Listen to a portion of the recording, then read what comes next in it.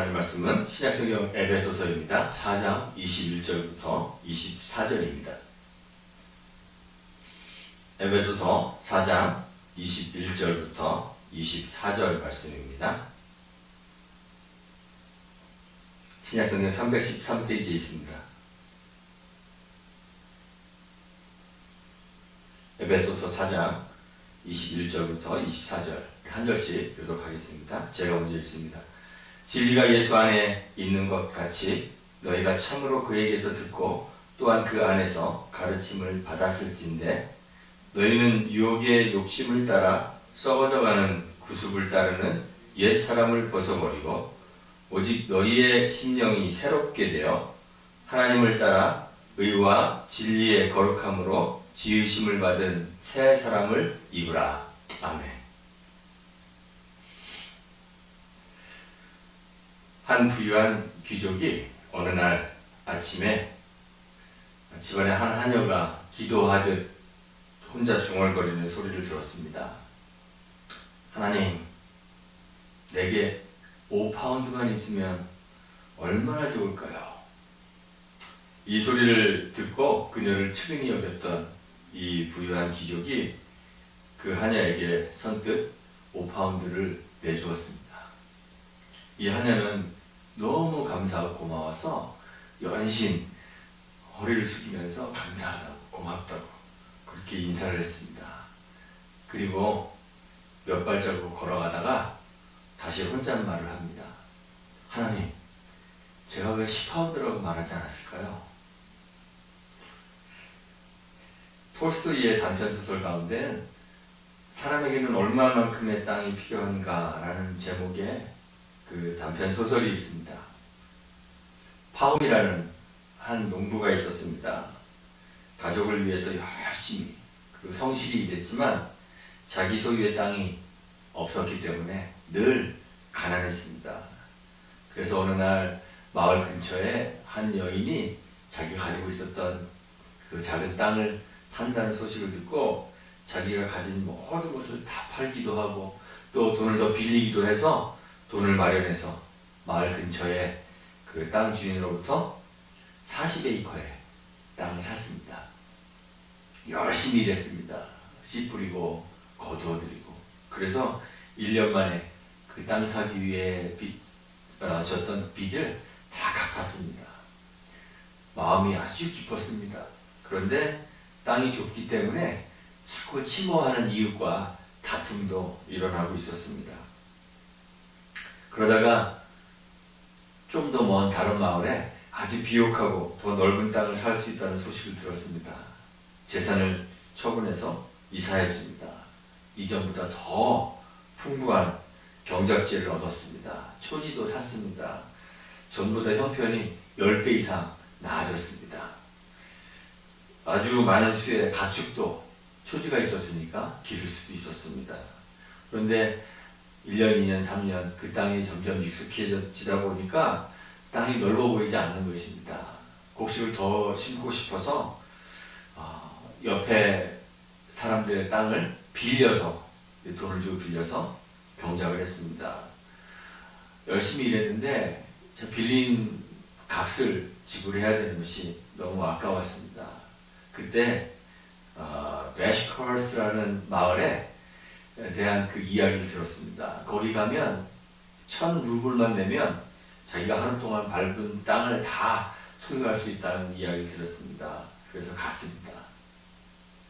해지기 전에 반드시 출발점으로 다시 돌아와야 한다고 했습니다. 아침에 일찍 출발했습니다. 물을 한 병 큰 통에다 담아서 짊어지고 출발했습니다. 군데군데 자기가 왔다 갔다 하는 표시를 하면서 걷습니다. 그런데 걷고 조금 가다 보니까 점점 더 좋은 땅들이 나옵니다.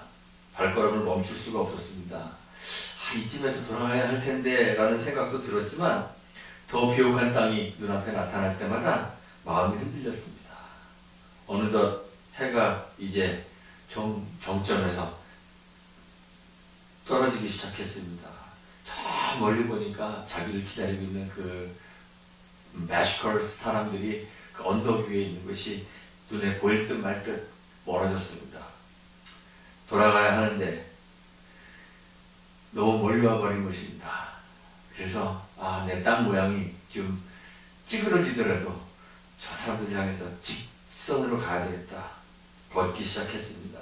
날은 덥고 몸은 땀 범벅이 되었습니다.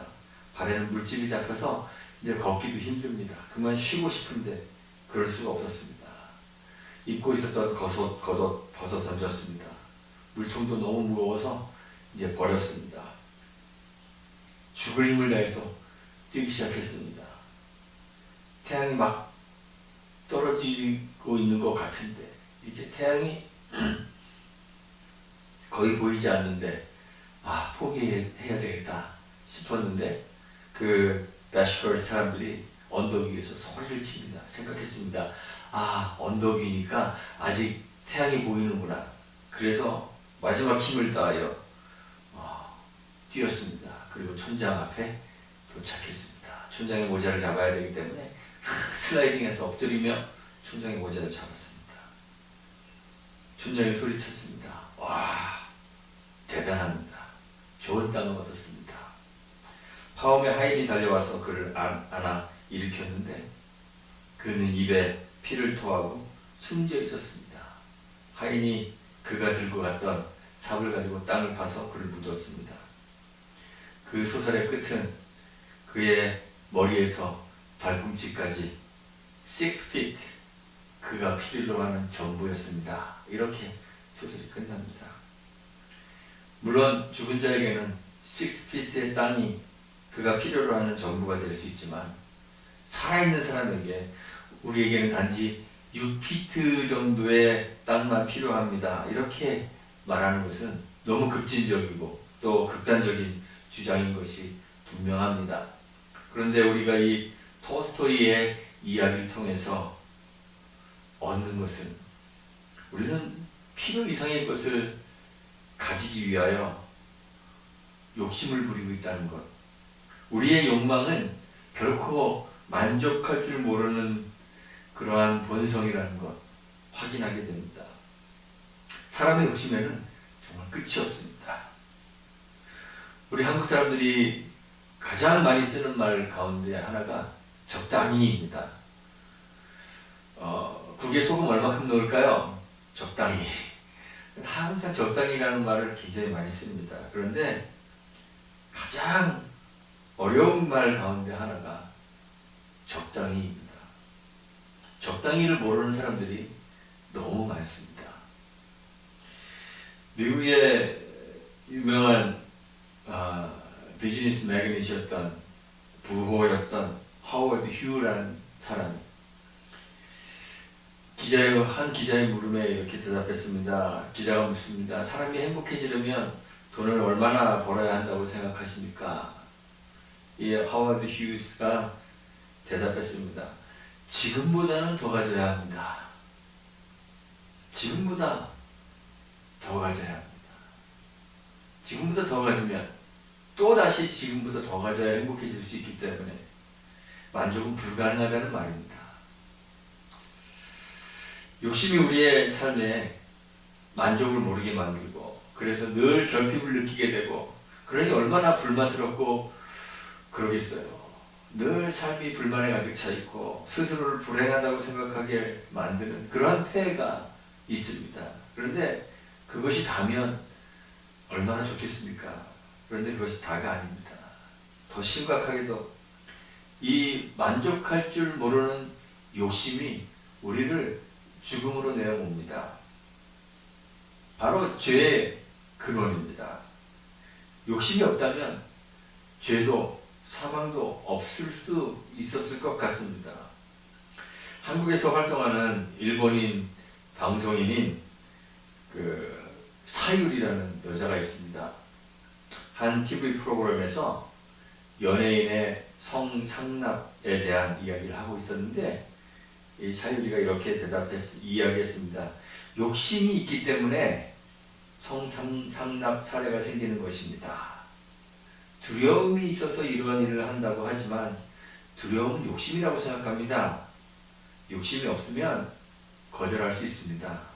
이 얘기하고 이 사유리 씨가 욕을 엄청 먹었습니다. 논란이 많이 됐습니다.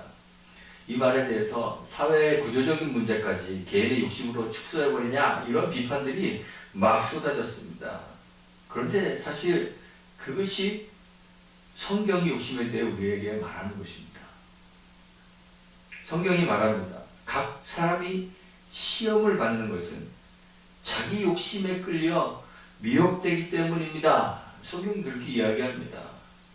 그러면서 욕심이 잉태한즉 죄를 낳고 죄가 장성한즉 사망을 낳습니다. 야고보 사도가 야고보서 1장 15절에서 이렇게 이야기했습니다. 이 욕심 때문에 세상에 죄가 들어오게 되었고 또 이 죄로 말미암아 사망이 모든 사람에게 임하게 되었습니다. 그러니 애초에 욕심이 없었다면 이 세상에 죄도 들어오지 않았을 것이고 사망도 우리에게 임하지 않지 않았겠습니까?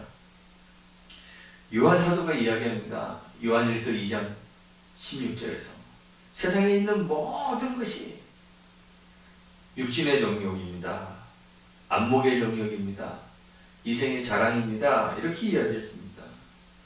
요한의 이 말씀이 우리에게 아담의 범죄를 떠올리게 만들어요.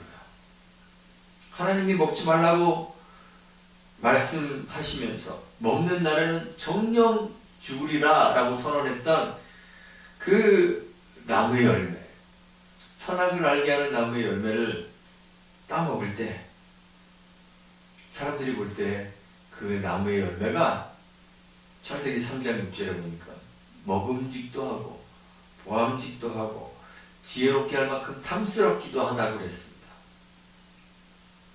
그래서 여자가 그 실과를 먼저 따먹고 자기와 함께한 남편 아담에게도 주어 먹게 했습니다. 육신의 정욕, 안목의 정욕, 이생의 자랑 같은 자기 욕심에 끌려서 미혹된 거죠. 이것이 죄입니다. 이 사건 때문에 세상에 사망이 들어오게 되었습니다. 아담의 욕심에 끝이 없었습니다. 하나님이 세상을 창조하실 때 사람은 다른 창조물들과는 좀 다르게 창조하셨습니다. 사람이 창조의 정점이었습니다. 하나님은 사람을 먼저 창조하시고 나머지 것들을 창조해내신 것이 아니라 다른 모든 것들을 창조하시고 사람들이 살 수 있는 환경들을 조성해 놓으시고 그 다음에 맨 마지막에 사람을 창조하셨습니다. 마치 모든 다른 창조물들이 사람을 위하여 준비된 것처럼 하나님은 그 마지막 정점에 사람을 창조하셨습니다. 사람을 창조하실 때는 하나님께서 특별히 하나님의 형상, 하나님의 모양을 따라 창조하셨습니다. 그리고 그에게 생기도 불어넣어 주셨습니다. 모든 동물들을 아담에게 이끄셨습니다. 그래서 아담으로 하여금 동물들의 이름도 지어주게 했습니다. 무슨 말일까요? 모든 만물을 다스리는 권한을 주시는 거예요. 그가 이름을 붙이면 그것이 그 동물의 이름이 되는 것이죠. 아담은 하나님의 창조물임에도 불구하고 다른 모든 창조물들을 주관하고 다스리도록 하나님께서 높여주셨습니다. 동산에 있는 모든 나무의 실과는 마음껏 제한 없이 먹을 수 있었습니다. 오직 하나, 선악을 알게 하는 나무만 하나님께서 금지하셨습니다. 그 외의 모든 것들이 허용되었습니다. 이 하나 하나님이 금지하신 이유는 아담이 하나님의 다스림 안에 있다는 표시입니다. 아담이 하나님에게 순종해야 한다는 단 하나의 표시가 바로 선악을 알게 하는 나무의 열매였습니다. 그런데 모든 것이 허용되었음에도 불구하고 그의 욕심에 끝이 없어서 그 남은 하나마저도 가지고 싶었습니다. 그게 단지 그냥 과일 열매 하나 더 새로운 거 먹고 싶은 것이 아니라 하나님 자리까지 올라가고 싶은 그런 욕심이었어요. 왜냐하면 그 나무의 열매가 하나님에게 순종하는 표시였기 때문에 그렇습니다. 그 욕심, 하나님 자리까지도 자신이 꿰차고 싶은 그 욕심 때문에 뱀의 유혹을 받았습니다. 그리고 자기 욕심을 채웠습니다. 선악을 알게 하는 나무의 열매를 먹었습니다. 하나님 자리를 욕심냈습니다. 그 욕심이 바로 죄였습니다. 그 죄 때문에 사망에 이르게 되었습니다. 그 욕심이 잉태하여서 죄를 낳고 죄가 장성하여서 사망을 낳았습니다. 지금 우리는 이 죄 때문에 사망에 처해 있는 것입니다. 아담의 후손인 우리도 내재적으로, 본유적으로 이 욕심 가지고 있습니다. 스스로 하나님 되고자 하는 욕심, 하나님 없이 우리 자신이 하나님이 되어 스스로 나의 모든 것들을 주관하고자 하는 욕심, 그 욕심이 우리 안에 있습니다. 본유적으로 그 욕심을 가지고 우리는 이 세상에 옵니다. 그 욕심이 우리를 사망에 이르게 하는 것입니다. 세상에 있는 모든 것이 육신의 정욕과 안목의 정욕과 이생의 자랑이라고 말했던 이 요한 사도의 말처럼 사람들이 세상에서 추구하는 모든 것들이 다 자신의 욕심을 채우기 위한 것입니다. 자기를 강하게 만들기 위한 것입니다. 자기를 부유하게 하기 위한 것입니다. 스스로 능력 있는 사람이 되고자 하는 것입니다. 세상에서는 많이 가져야 살기 편합니다.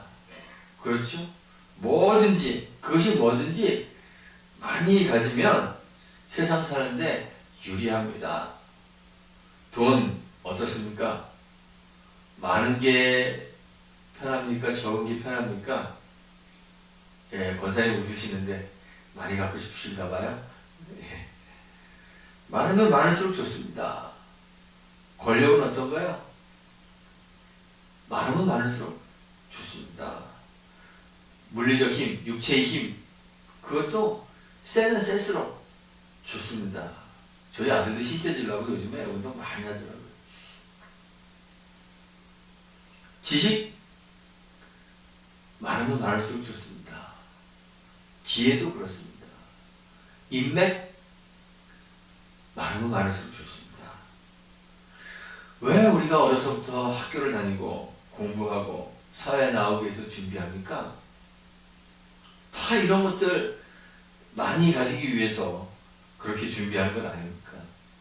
이런 것들 많이 가져야 독립적인 인간 되고 자율적인 인간이 될 수 있습니다. 그 어느 것에도 의존하지 않는 성숙한 사람이 될 수 있습니다. 그래서 우리는 어려서부터 이렇게 성숙한 사람이 되는 것을 목표로 교육받고 자라옵니다. 이렇게 살아오면서 우리는 이런 목표를 가지고 사는 것이 과연 옳은 것인지 그른 것인지 생각하지 않습니다. 그냥 당연한 것으로 받아들입니다. 물론 많이 가지면 편한 것 사실입니다. 저도 좀 어떨 때는 많았으면 좋겠다 싶은 것들이 꽤 있습니다. 그래서 우리 자녀들에게는 공부해라 공부해라 잔소리 하잖아요. 자녀들 고생시키려고 공부해라 공부하라 하는 부모 있겠습니까? 공부해서 지식을 쌓고 좋은 긴 가방끈 가지고 또 좋은 학교 졸업해서 여러 인맥들 쌓고 하면 그래서 지식도 많이 가지고 인맥도 가지게 되고 돈도 많이 가질 수 있는 가능성이 넓어지는 것이고 권력을 가질 수 있는 가능성이 많아지기 때문에 우리 자녀들에게 공부하게 하고 더 좋은 학교 보내려고 하고 더 이름 있고 능력 있는 사람들과 교제할 수 있도록 만들어주려고 하고 그런 건 아니겠습니까? 세상 편하게 사는 것이 나쁜 것이다 얘기하는 것은 아닙니다. 하나님이 주신 지혜와 능력을 잘 발휘하여서 세상에서 얻을 수 있는 것들 얻어 소유하고 그것들 누리고 사는 것 나쁘다고 이야기하는 것은 아닙니다.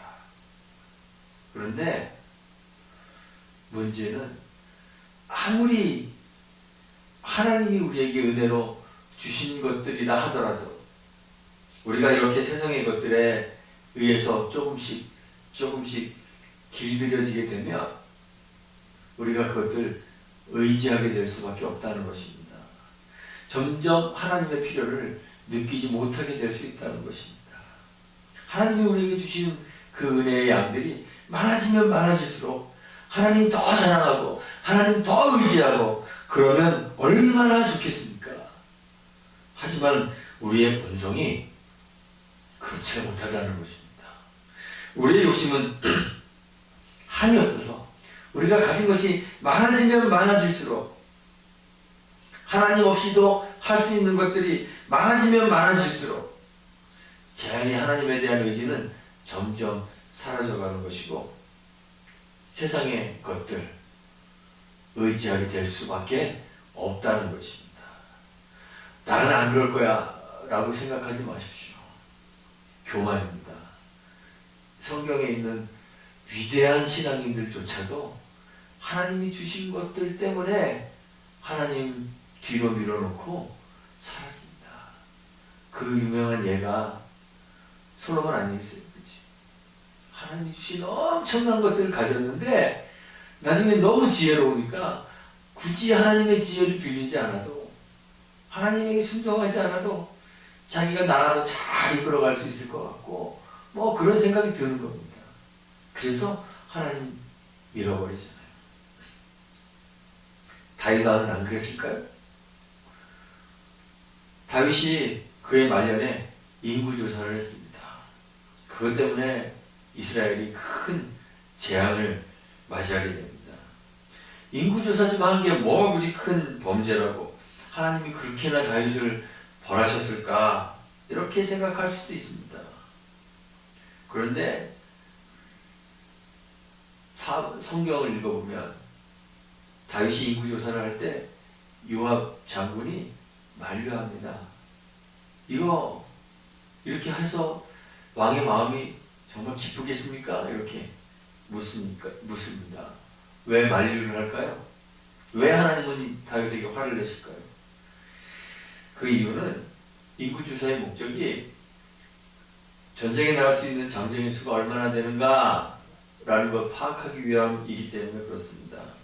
단순히 숫자를 파악해서 군대를 정비하기 위한 것이 아니라 다윗이 나의 힘이 얼마나 되는가 확인해보고 싶은 거예요. 자신에 대해 나라가 안정기에 접어들고 모든 나라를 다 정복하고 패배하지 않는 그러한 장군으로 남아있는 그 자신을 보여주고 싶은 거예요. 나라가 번영한 것이 자신의 능력에 의한 것임을 나타내 보이고 싶은 거죠. 그래서 인구조사를 합니다.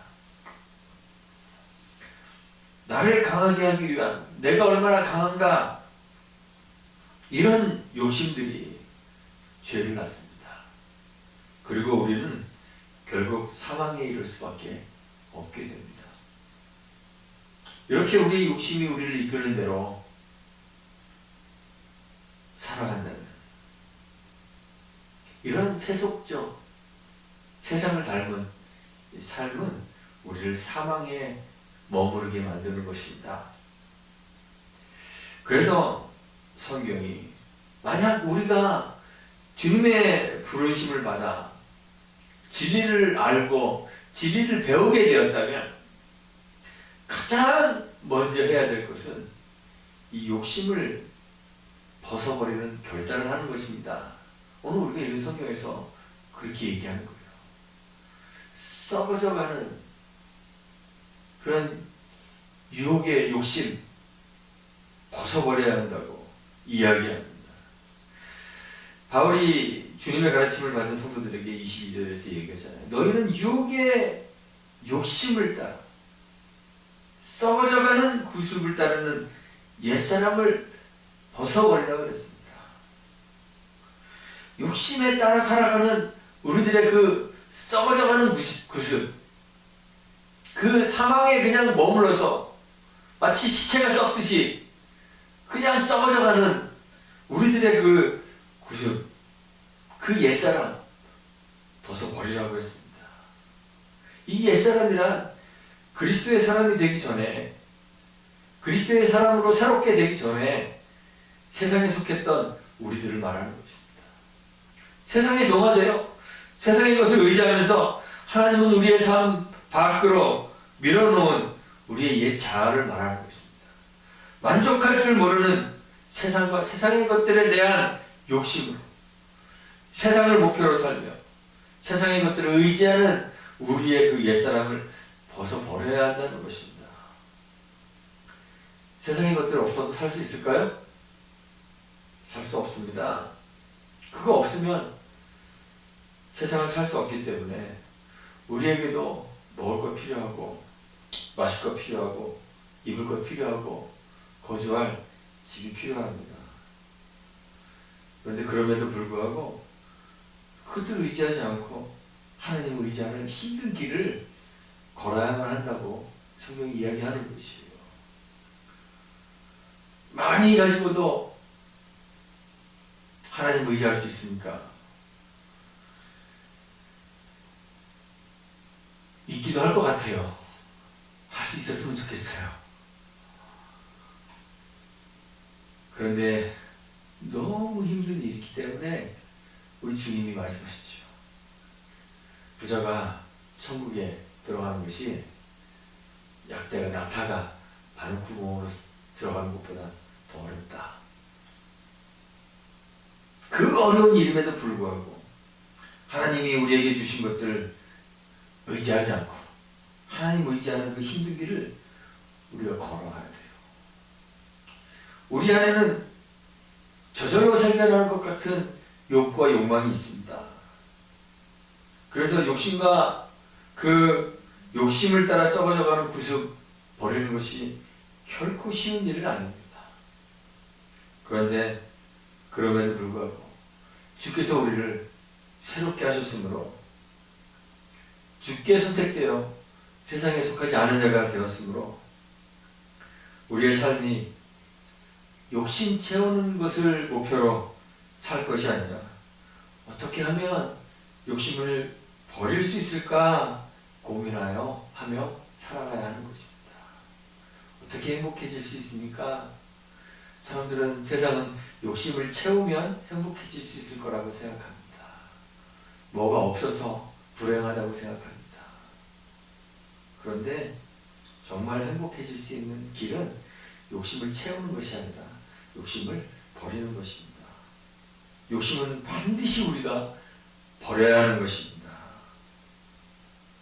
하나님께서 주신 것으로 우리가 살아갈 때 우리 욕심을 채우기 위해 사는 것이 아니라 욕심을 버리며 사는 우리가 되기를 간절히 바랍니다. 그래서 그런 우리의 삶이 세상에 빛이 되어 세상을 밝힐 수 있으면 좋겠습니다. 욕심으로 행했던 우리 모든 구습들 벗어버리고 욕심 버리는 삶으로 변화되시기를 주님의 이름으로 축원하고 부탁드리겠습니다. 기도하겠습니다. 주님, 사망 가운데 있던 우리를 불러서 생명 주시니 감사합니다. 그대로 욕심 가지고 있다면 우리는 생명으로 나아갈 수 없고 사망에 머무를 수밖에 없으니 주님 욕심 버리고 하나님 의지하도록 도와주옵소서. 그동안 생각 없이도 잘 살아왔던 우리들을 새롭게 하셔서 욕심을 따라 썩어져가는 구습을 따르는 옛사람을 벗어버리도록 도와주옵소서. 욕심 채우는 것이 아니라 욕심은 버리고 비우는 사람들이 되도록 함께해 주옵소서. 예수님의 이름으로 기도합니다. 아멘.